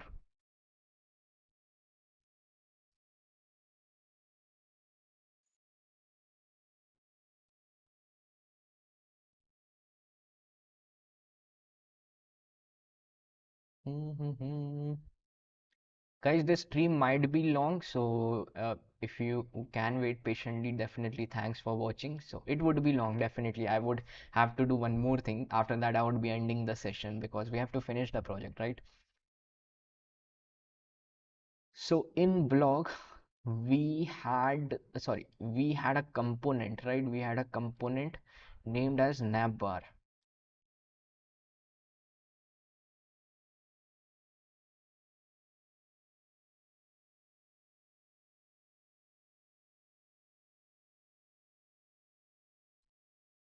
Okay, so here I have to check first of all in the nav bar. I have to check that is the user logged in or not. So let's see if the user is logged in or not by simply calling the function. Okay, so what I'm gonna do is first of all I'm gonna create a use state hook here. Sorry, from React. Okay, so use state from React.js. I've just called it. Now I'm just gonna simply say that if auth is false, okay, initially you are not authenticated, then that simply means what you must see. So you must simply see the login sign up buttons. Okay, so that's what I have said. I have simply said that if auth is false, that means you would see the login sign up buttons. Okay, so I have just created the buttons here and I have styled them separately. And you can see if everything is fine, if you are logged in, that means auth is true, then you would see these three buttons, these three things. Okay, so now let's talk about logout. Also, we have to create a function for handle logout. Now here, one thing is just go to navbar.css and we have to add a button here. Okay, so I'll just say that we have button. I'll just paste the button here. Okay, I've just pasted the button. We have just pasted the button style, very basic button style. Okay, now let's talk about the functions which we'll have here. So first of all, we'll be checking if the user is logged in or not. If logged in, I'll just make it as true. If not logged in, we'll make it false. Okay,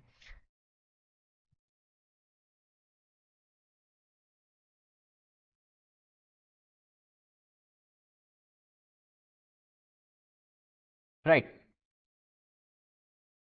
So we are gonna say we have a function named as check login. It would be doing same job. Okay, it would be doing same jobs. That means I would be first of all calling the fetch method and would be calling check login, and I've just provided credentials to include. That means I'm just sending this to backend. Okay, I'm just sending this to backend. Then after that you would get some response and you would convert that response to JSON. You're just checking the response. Okay, similarly, if that JSON response is fine, you'd move further. Okay, you would move further, else you would just show the error like this. Okay,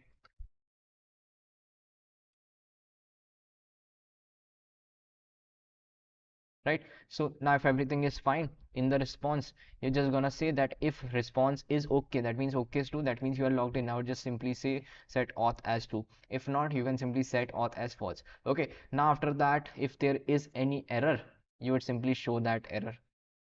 Simply show that error in toast. Okay, so what is toast? You have to import the toast here itself. Rest everything is fine. This is it, what we need. So you can see it would simply check login. So check login will be called whenever there is a change in navbar. That means whenever you click something in navbar or just call. Okay, whenever there is a change in URL or things like that. Okay, so one more thing, you have to use effect also. So I would simply use the use effect here. Use effect, right? I've just used effect here. And now you would see one more problem is you have to define handle logout. Okay, so here I'm going to define handle logout, but for that you're going to install a package that is cookies next. Okay, so cookies next is very important. It would give you access to add different kind of cookies. Okay, so here I'm just gonna say we have a method for delete cookie. You have to install this. Okay, you have to install this. So I'll just type, just split this. Okay, and I'll just type npm I cookies next. We are going to use it to delete cookies. Whenever you're logging out, you'll be deleting the auth token as well as the refresh token, right? So that's what we're going to do here. We'll just say whenever logout function is called, I'll simply say delete cookie auth token, delete cookie refresh token, and then you're just going to redirect to sign in page. Okay, that's it. Let's see. Okay, so right now you can see we are logged in. If I just refresh, you can see we are logged in. If I click on logout, you can see we are logged out. Okay, now let's try to do this. So if I try to click on Viraja014 and if I type in J123, okay, if I click on login, you would see it something like this. Okay, so it looks fine, but the problem here is we don't have some good caps here. Okay, so let's go to navbar.css, and here we had the a tags also. The problem here was,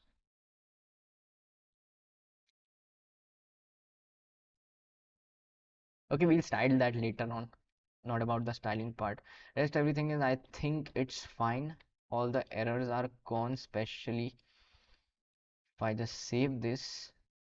Yes, everything is fine. You can see all the errors are gone. And once you log in, you would see that you will always get a logout button, right? So now everything is fine. What else you have to do is,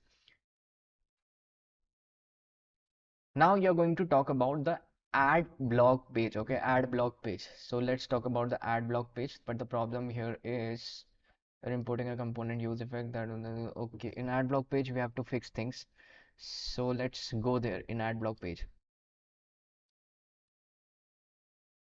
Here we are gonna fix things. Okay, so in add block, first of all, you have to define it as use client. That means if you wanna use different hooks, so use clients.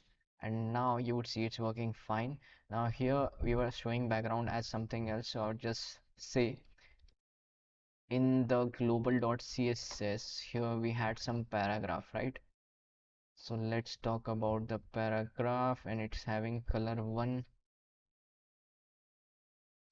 COL1 light. Okay, so now it would be fine. So you can see it's fine. And now I'm gonna talk about this blog page. Okay, so we're gonna save data to blog very fast, and it would definitely take some time also, definitely 10 to 15 minutes to complete this. Okay, so let's finish this, then we are going to end the session.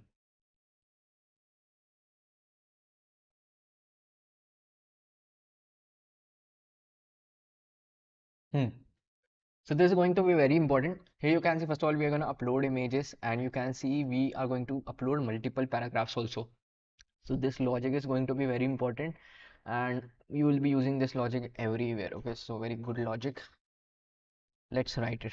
So I'll go to add block page. Okay, so now our main page is add block page. So here we are going to use a few things First of all, I'm gonna use React Spinner, so I'll just install it npm I react spinners. This is used for loading animations. We are gonna show loading animations because of this. You can search more about this on Google. You will find the package. Okay. Now what do we need is we're just gonna import these, and rest everything is fine. You won't be needing this. Rest everything is fine. Okay. Now we're gonna define types for types for what? Blog as well as paragraph data. Okay, so that's what we are gonna say. So this is the type for paragraph data. Paragraph data would be having title, description. Image would be of file type, and the image URL would be of string type. Okay, image URL would be of string type. That means we are gonna save this to database, not this. Okay, this would be file, this would be the URL which we get. Okay, we have to make a small change here, very small change. Just go to routes, blog.js here, and guys, here you can see everywhere I have used, instead of image, previously we were using image, now I have used image URL. Okay, image URL. So you would be actually sending data in form of image URL, and you just have to provide it in the get one as well as the update one. Okay, you have to provide it in the update part also. In the update part we have provided. Now you have to go inside the blog schema, and here you can see we had this image. Okay, we had this image. So instead of this, you have to show what? You have to show image URL text. Okay, same for paragraph also. I've changed the image text to image URL. Okay, due to some reasons I had to change it. And I'll go to blog schema, just change this to image URL, just change this to image URL. That's it. Okay, that's it. Everything is fine. This is going to be storing the URL. Okay, now let's come back here. Here we're gonna say close everything. We're gonna talk about the blog schema, right? We're gonna talk about the blog schema. So let's close. Let's go back to the blogs page.tsx. Right, in this page you can see we are talking about the schema. So that's the front end part. We have defined the types, and here you can see I created one more thing, that is created at, and one more thing, that is the position. Okay, that is the position. Actually we need to do one more thing.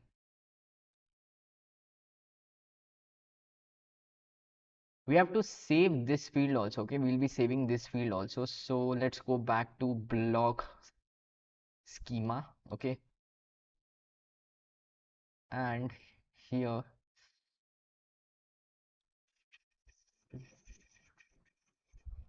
I'm gonna add one more field. I'll just type it as,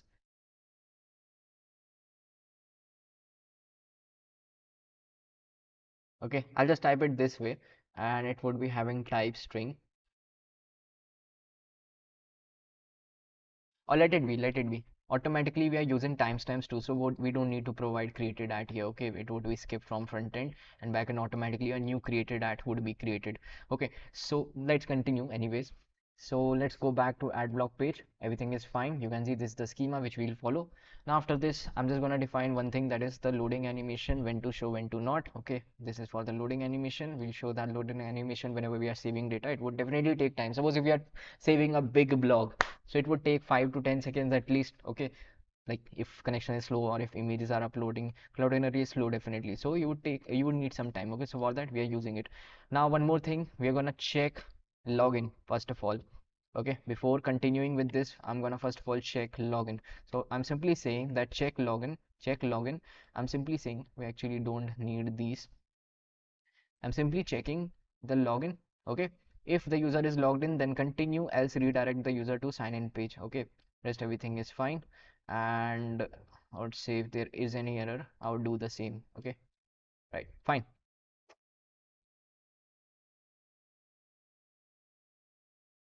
Dot log error.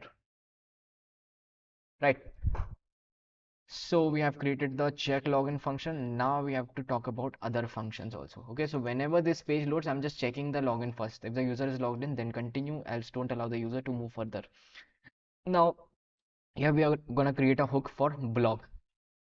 It would be containing what fields? You can see it would be containing title, description, image as null. Okay, and image would be of type file. Okay, this is of type file, and this is of type URL string. Okay, so these are two different things. This is for temporary stuff, and this is for saving to database. Okay, then we have paragraphs array, then we have category. Right, now after this, you have to define categories. You have to get categories from database. Okay, so you have defined an array. So what we are actually going to do is in the form itself we are going to show categories. Okay, we are going to show categories. So we'll do that by simply typing categories input field here. Okay, so I think we have to show categories input field here. Let's show that.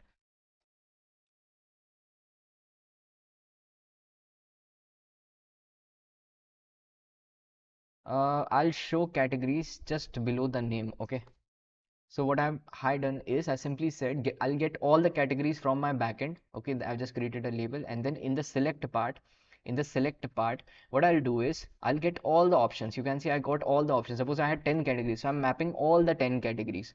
All the 10 categories have been mapped.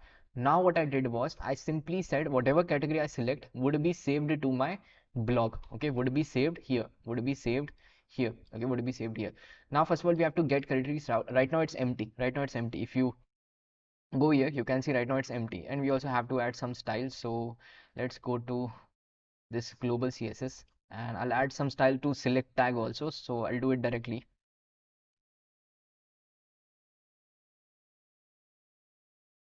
Okay, I've added some select tag styles, and then I have added some loader full page style also. This is also going to be very important. So I've added some style. I'll provide the source code later on. So now inside this, we have everything. Right now you would see it looks something like this, and right now I don't have any options here. So we need to get an option here. Okay, we need to get some options here. So for that, we're gonna call the get categories API.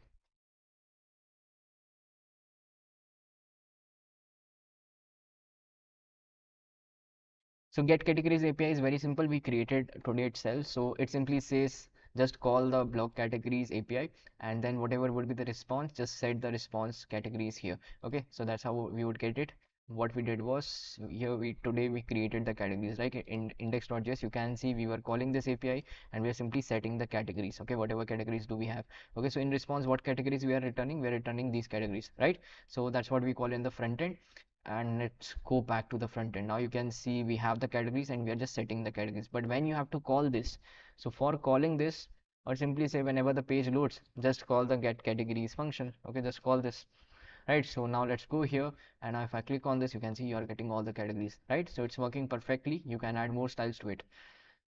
After this we are gonna talk about push paragraph to blog. Okay, that means we are gonna write some things here. Okay, we are gonna write some things here. But first of all, whenever you are going to create a paragraph, okay, you can create multiple paragraphs. You can see we have a paragraph form here. We can create multiple paragraphs. As soon as I write something here, if I click on add more paragraph, okay, if suppose, okay, I'm sorry, I think the authentication token expired. I have to log in again. HJ123, click on his, and you can see everything is fine. I click on this, you can see that right now I have this field. If once I click on add more paragraph, okay, actually instead of this I have to add some other text, save paragraph, so it would be saving multiple paragraphs. Let's do that. So here let's create a function push paragraph to block. Okay, we can create multiple paragraphs, so for that I'm just creating a function push paragraph to block. Okay, we'll fix that. One more thing which we would need is delete the paragraph. Okay, so whatever paragraph which we want to delete, we'll be able to delete that also.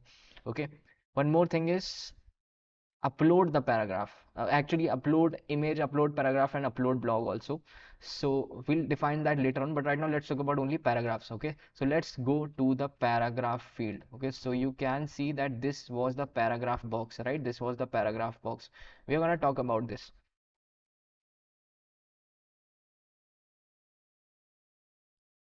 So the paragraph box, I would be actually providing some things. That is the position, title, description, image. Okay, position is for what? Suppose you have 5 paragraphs and you want some paragraph to be in top, some paragraph into bottom. So for that we are gonna have position. Okay, so inside this,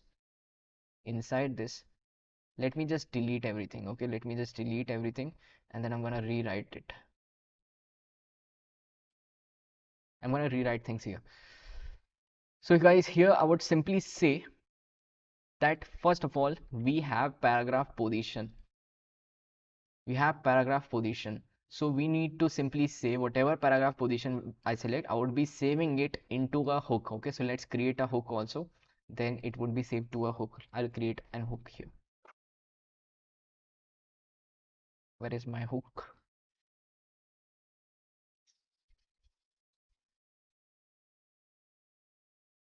Yes. I'll just create a hook here. Anywhere at the top you can create the hook here. So this hook would be simply having title, description. This is the form data saved from paragraph box. Okay, this is for paragraph box, just for paragraph box. Title, description, image URL, position, created at. Okay, so I'm just saving it. I'm just creating empty fields like this. Later on I'll be adding those fields. Okay, now here I'm simply saying that just save the position into the paragraph form. Okay, the hook which we created just now. Similarly, we'll be adding more fields like title, description. Right. So similarly, we'll be having title. Similarly, we will be having description. So title and description, almost same. Okay. So you can see we had position, title, description. Now we need one more field for image. Okay. So image is a bit complicated. So I'll just explain you how it works. So first of all, let's create it this way. Inside this, we have a label, paragraph image, right? Now after this we have an input field also. Okay, we have an input field for showing image. So I'll just say this is my input field, type file. Okay, it looks like this, but where is this image going to be saved? Okay, here what happens is you are saving data to the paragraph form hook which we created, right? Similarly, let's save it. Let's save the image also inside the paragraph hook form. So for that, this is a very good function which I have created. This simply does one thing. This simply gets the image. You have to get the image from e.target.files, 0th index. That means only one image. If you have selected multiple image, although you can get an option to select only one, but I've just assumed that we are selecting multiple, but I'm just going to pass one. Okay, I'm just passing one image because I want to only save one image here. Okay, so I'm just selecting one image and I want to save it. Okay, so first of all I'm passing it to paragraph form. Okay, so I've just passed this image key, this value. Okay, this is a file, not a string. This is a file. Okay, this is a file, not a string. So I've just saved this as a file. You can see type of image as a file I have just defined above. Okay, so I've just defined set paragraph form here with this. Now at the end you have to save this. Okay, so for saving this I'm just going to call a function.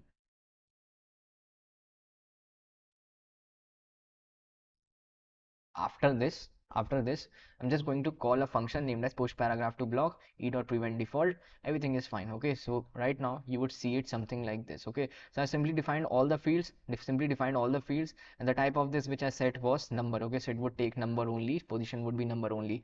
Okay, then paragraph image would be something, add paragraph to block would be simply adding the data to blocks. Okay, so now let's try to complete this function, add paragraph to block, then we would end the session. Rest part would be covered in next video. Okay, so add paragraph to block, very important.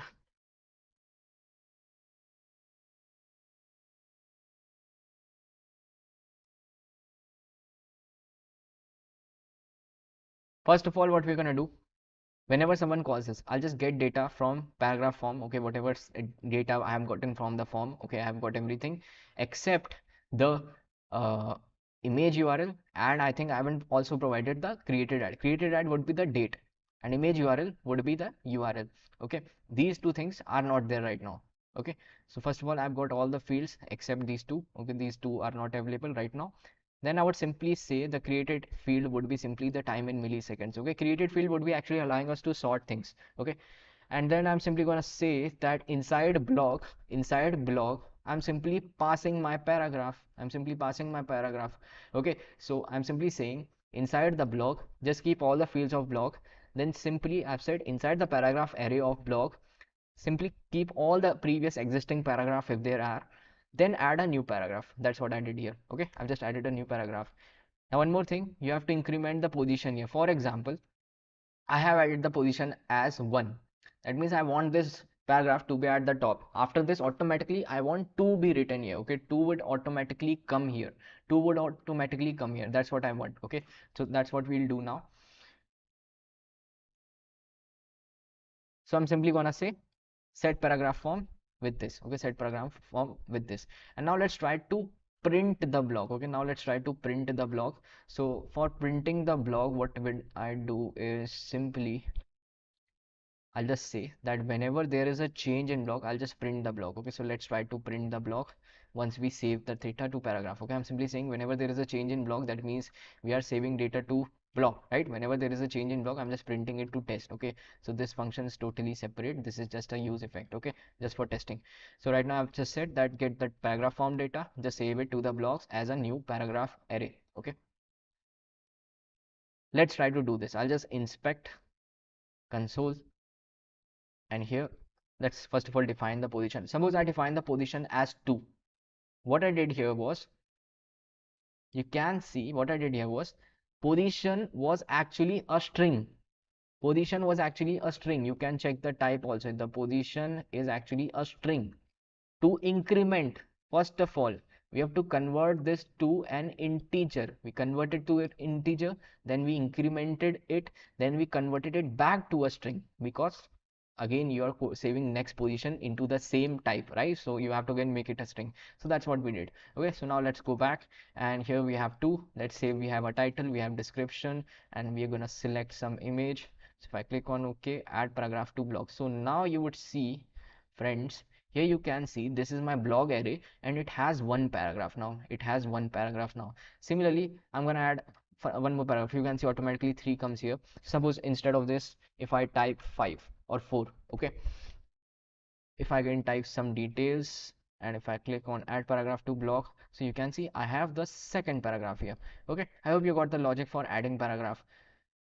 Now after this, we have to do a few more things, but for that I would say let's complete that in the next session, because it's 2 hours now. Okay, so I'll complete that in next session. Today's source code, I'll upload that on GitHub. Where would you find the source code? You would simply go to my GitHub profile.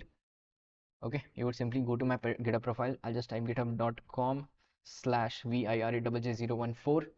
Okay, and here you can see we have the repositories. Here you can follow me also. बहुत मेहनत लगती है यार, please follow me. And in the backend, you would get the complete backend code, and similarly in the front end you would get the complete front end code. You can also mark it as a star so that you can get it in the stars section. Okay, and also one more thing, if you want to search the names, you can search them directly. Okay, if you don't get the repository later on, you can search the name directly here. Alright, so that's it for today, guys, and it was really exhausting, but we had to complete a lot things today. So almost we did a lot things, but tomorrow what we'll do is we'll complete the add block part, and as well as the category part, as well as the get block part. Okay, so that's it for today. I will see you in the next one. Till then, see you, have a good day. Bye bye.